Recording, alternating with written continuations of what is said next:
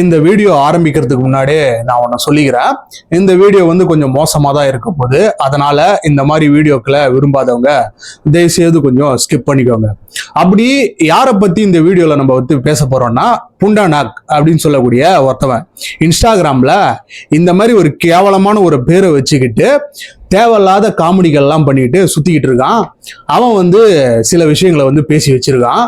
குறிப்பா அந்த கரூர்ல நடந்த 41 பேரோட மரணத்தை குறித்து ஒரு கேவலமான ஜோக் பண்ணி இன்னைக்கு வந்து இவனை எல்லாருமே தேடி பொழந்துகிட்டு இருக்காங்க. நம்மளும் அதை தான் பண்ண போறோம்.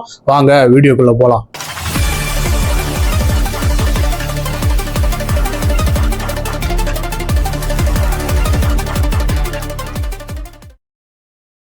சமீபத்தில் ஒரு வீடியோ வந்து ரொம்ப வைரலாக வந்து எல்லா இடத்துலையும் பரவிக்கிட்டு இருந்தது. ஒரு காமெடி ஸ்டேஜ் காமெடியன் பண்ணக்கூடிய ஒருத்தன் வந்துட்டு இந்த மாதிரி கரூரில் நடந்த ஒரு விஷயத்தை குறித்து ஒரு கேவலமான ஜோக் வந்து பண்ணியிருந்தான். சரி, இவன் யாரு அப்படின்னு சொல்லிட்டு போயிட்டு தேடி பார்த்தா இவன் பேரை வந்து வாயிலே சொல்ல முடியாது போல அந்த மாதிரி ஒரு பேரை வச்சுக்கிட்டு சுத்திக்கிட்டு இருக்கான். அதாவது ஃபண்டனாக், PUNDANK அப்படின்னு சொல்லக்கூடிய அந்த பேரு இவன் தான் வச்சிருக்கான். எதுக்காக இந்த மாதிரி ஒரு கேவலமா பேர் வச்சுக்கிட்டு சுத்துறான்னு தெரியல. இவனுடைய பேர் வந்து என்னன்னு பாத்தீங்கன்னா ஃபயாஸ் ஹுசேன். இவன் பண்ணிக்கின்ற இந்த மாதிரி கேவலமான செயல்களுக்கு, கேவலமான காமெடிகளுக்கு ஃபயாஸ் ஹுசேன் அப்படின்ற பேரை சுருக்கி ஃபாசு அப்படின்னு வைக்கலாம், இல்லைன்னா சூசு அப்படின்னு கூட வைக்கலாம்.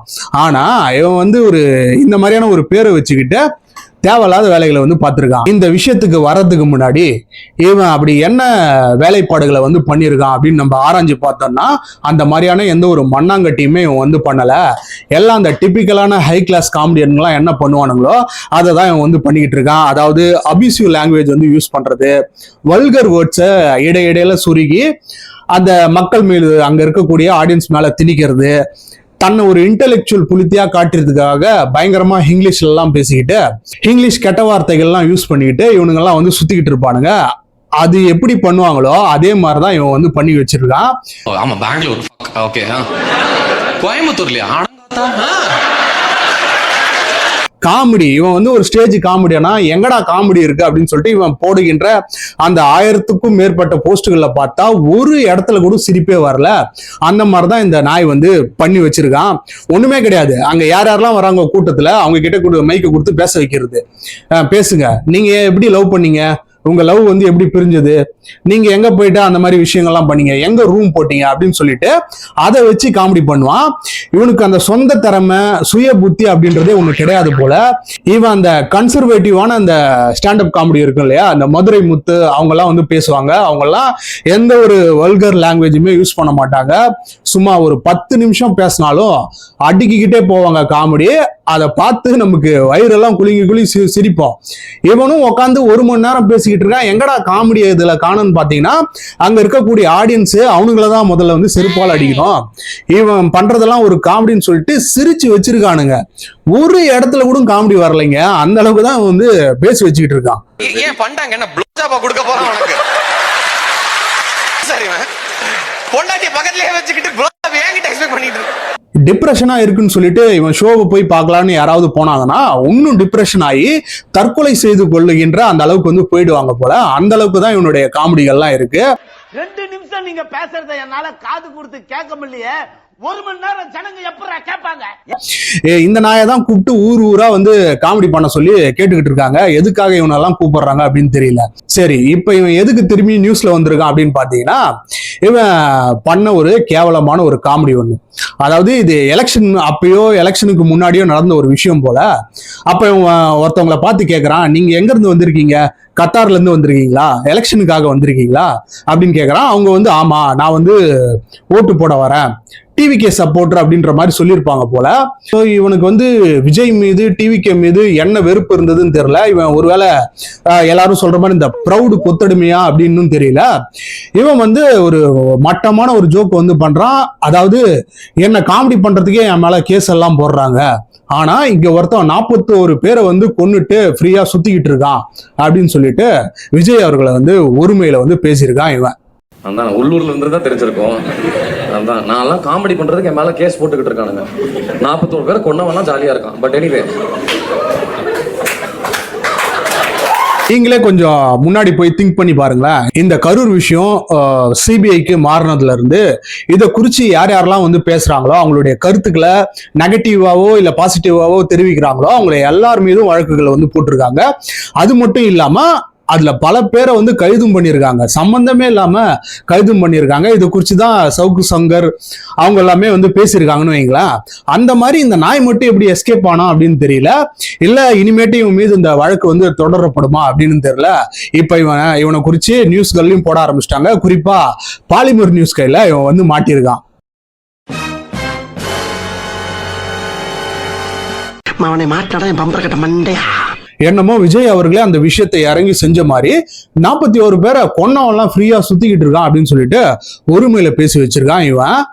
இவன் ஏற்கனவே வந்து பாத்தீங்கன்னா பெரியாரை குறிச்சு தவறா பேசுனதுனால இவன் மீது ஏற்கனவே வந்து ஒரு வழக்கம் போட்டிருக்காங்க. அதாவது அங்க இருக்கக்கூடிய ஆடியன்ஸை கேட்கறான், நீங்க எப்படி மேரேஜ் பண்ணீங்க மேட்ரிமோனி சைட்ல அப்படின்னு கேட்கறான். அவங்க வந்து என்ன ஜாதி மேட்ரிமோன்லயா அப்படின்னு சொல்லிட்டு கேட்கறான்னு வைங்களேன். அவங்க இல்ல நாங்க பெரியார் மேட்ரிமோன்ல இது பண்ணோம் அப்படின்ட்டு. அது வந்து பியூர்லி அவங்களுடைய சாய்ஸ்.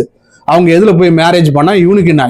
அதுக்கு வந்து இவன் சொல்றான், என்ன சொந்த பிள்ளையவா கல்யாணம் பண்ணுவீங்க அப்படின்னு சொல்லிட்டு அப்பயும் ஒரு மட்டமான ஜோக் வந்து பண்ணி வச்சிருக்கான் இந்த நாய். சார் என்ன சார் சொந்த பிள்ளையா சார் கல்யாணம் பண்ணிக்க ஜோக் இல்லையா? சரி, இவன் இந்த மாதிரி முக்கியமான லீடர்ஸை பத்தி தான் அபிஷேகா பேசி வச்சிருக்கான்னு பாத்தீங்கன்னா அங்க வர்றவங்களையும் வந்து விட்டு வைக்கிறது கிடையாது. அவங்கள குறித்துதான அந்த பர்சனல் கேள்வியில கேட்டு என்ன லவ் பண்றீங்க, எங்க மேரேஜ் பண்றீங்க அப்படின்னு சொல்லிட்டு அவங்க மீது ஒரு பயங்கரமான அபியூசிவ் லாங்குவேஜை கட்டவிழ்த்து விட்டுருக்கான் இந்த நாய்.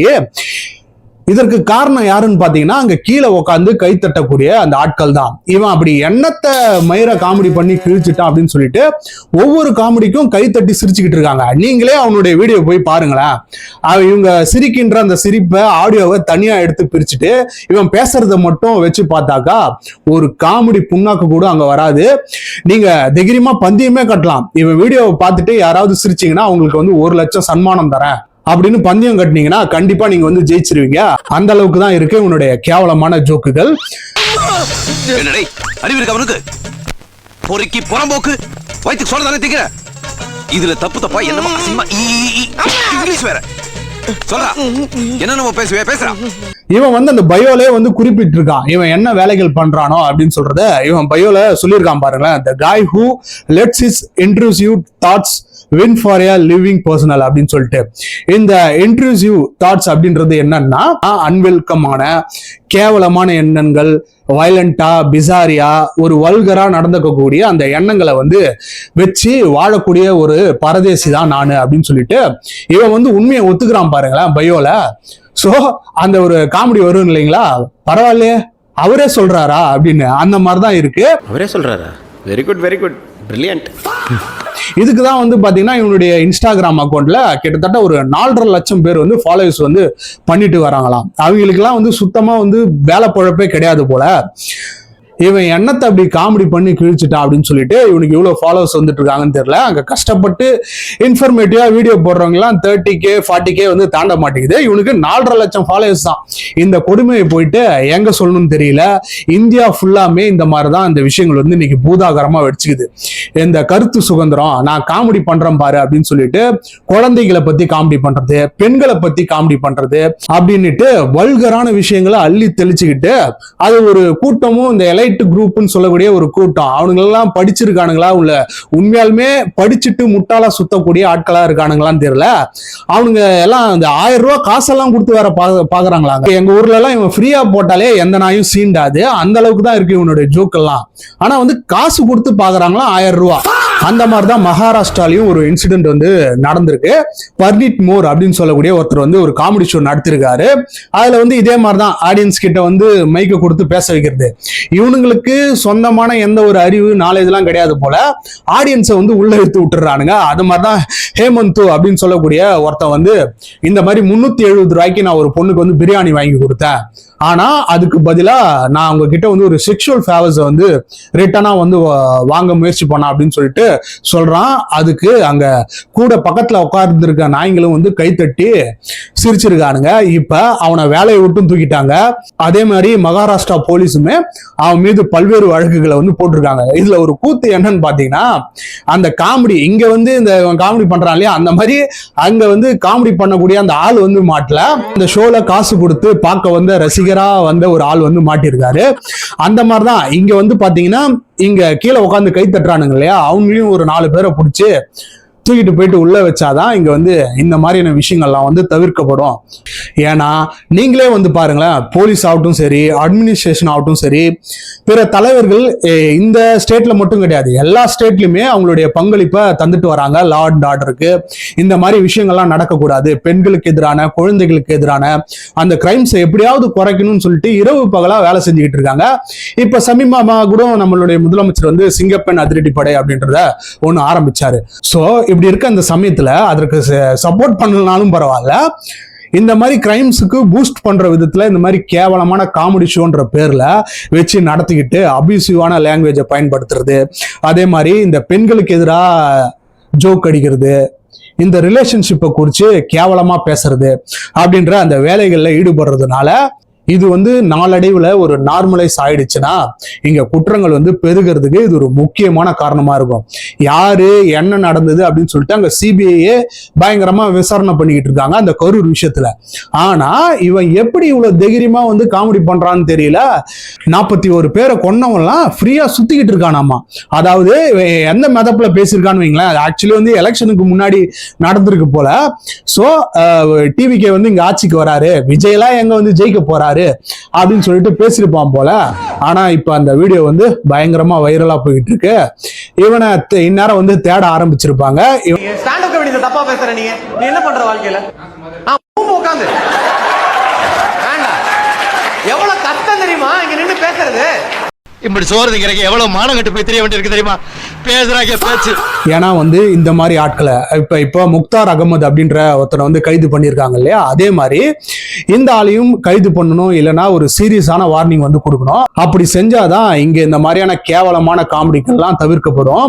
இதுல ஒரு விஷயம் மட்டும் புரியல, இந்த மாதிரி ஆட்களுக்கெல்லாம் எப்படி சப்போர்ட் பண்றாங்க, குறிப்பா பெண்கள்லாம் வந்து பாத்தீங்கன்னா இவருக்கு சப்போர்ட் பண்ணி அங்க மெசேஜ் கீழே அவங்களுடைய கருத்துக்கள்லாம் தெரிவிச்சுட்டு வராங்க.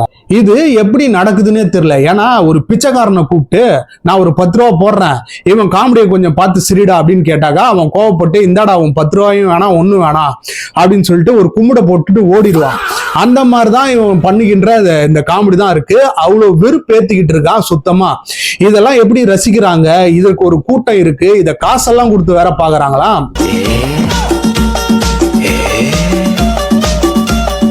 இதெல்லாம் யாரா உன்கிட்ட கேட்டா யாரா நீ என்ன எழவோ பண்ணி தொலைங்கடா அப்படின்ற மாதிரி தான் இருக்கு இதெல்லாம் பார்க்கக்குள்ளார.